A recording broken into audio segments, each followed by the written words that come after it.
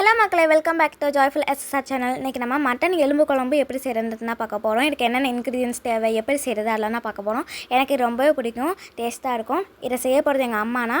சரி வாங்க வீடியோக்குள்ளே போகலாம். ஹலோ மக்களே, இன்றைக்கி நம்ம 1/2 கிலோ மட்டன் எடுத்துருக்குறோம், எலும்பு கறிமா. இதை 3 டைம்ஸ் மஞ்சத்தூள் போட்டு நல்லா வாஷ் பண்ணிக்கணும். வாஷ் பண்ணிவிட்டு இப்போ நான் குக்கரில் தான் 7 விசில் வைக்க போகிறேன்.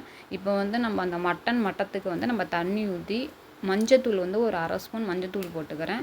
2 ஸ்பூன் இஞ்சி பூண்டு பேஸ்ட் போட்டுக்கிறேன். இப்போ நம்ம சின்ன வெங்காயமும் போட்டுக்கலாம். என்கிட்ட பெரிய வெங்காயம் இருந்துச்சு, அதனால் நான் பெரிய வெங்காயமாக போட்டுக்கிறேன். கட் பண்ணது இருந்ததுனால பெரிய வெங்காயம் பாதி வெங்காயம் போட்டுக்கிறேன். தக்காளி பாதி தக்காளி நான் போட்டுக்கிறேன். பாதி தக்காளி நம்ம போட்டுக்கிறோம். அடுத்தது நம்ம இந்த வேக வச்ச தண்ணி நம்ம சூப்புக்கும் எடுத்துக்கலாம், கொஞ்சம் எடுத்து குழந்தைங்களுக்கும் கொடுக்கலாம், நம்மளும் குடிச்சிக்கலாம். சூப்புக்கு குழம்புக்கு அது பேலன்ஸ் நம்ம குழம்புக்கு யூஸ் பண்ணிட வேண்டியதான்.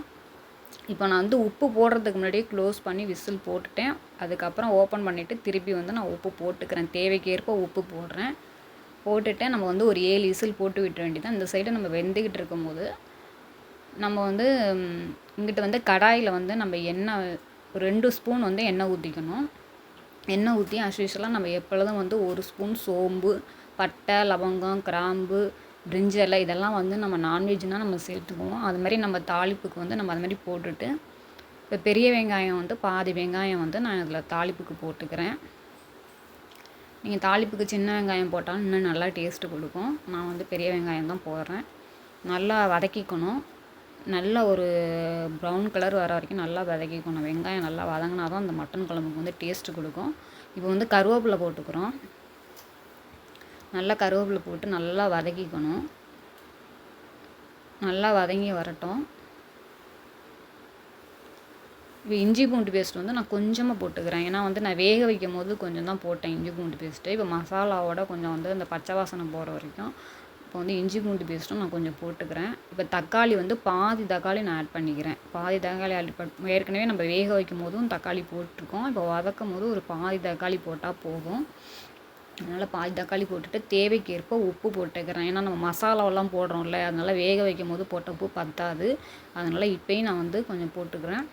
இந்த மாதிரி நம்ம வதக்கிட்டு நம்ம இந்த குழம்புல மிளகா காரமெல்லாம் அப்போ தான் போகும். நம்மளுக்கு அந்த மாதிரி மசாலாவெல்லாம் நல்லா வதக்கிட்டு போட்டால் தான் நல்லா டேஸ்ட்டாக இருக்கும். இது டேரெக்டாகவும் நம்ம மசாலாவெல்லாம் போட்டும் கொதிக்க வச்சுட்டு நம்ம ஃபைனலாக தாளிச்சும் ஊற்றலாம். இப்போ நான் மசாலாவெல்லாம் வதக்கிட்டு நான் எல்லாத்தையும் வதக்கிட்டு தான் நான் போடுறேன். இப்போ மல்லித்தூள் 3 ஸ்பூன் மல்லித்தூள் போட்டுக்கிறேன். 1/2 ஸ்பூன் மிளகாய் தூள் போட்டுக்கிறேன். இப்போ கரம் மசாலா தூள், சோம்புத்தூள், ஜீரகத்தூள் எல்லாமே ஒரு ஸ்பூன் போட்டுக்கிறேன். எல்லாத்தையுமே போட்டு நல்லா மிக்ஸ் பண்ணிக்கணும். நம்ம அந்த அடியில் சிம்மில் வச்சுட்டு நம்ம தீஞ்சிடக்கூடாது. மசாலா தீஞ்சிடுச்சுன்னா அப்படியே குழம்பு வேஸ்ட்டாக போயிடும்.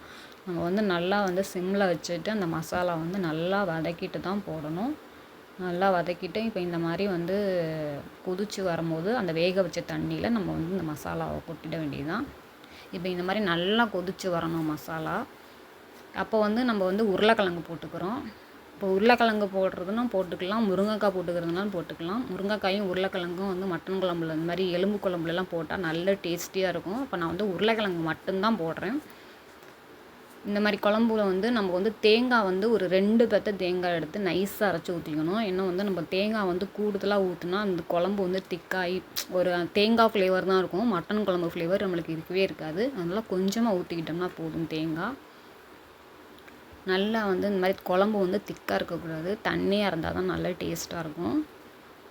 இந்த மாதிரி வரணும் உங்களுக்கு குழம்பு.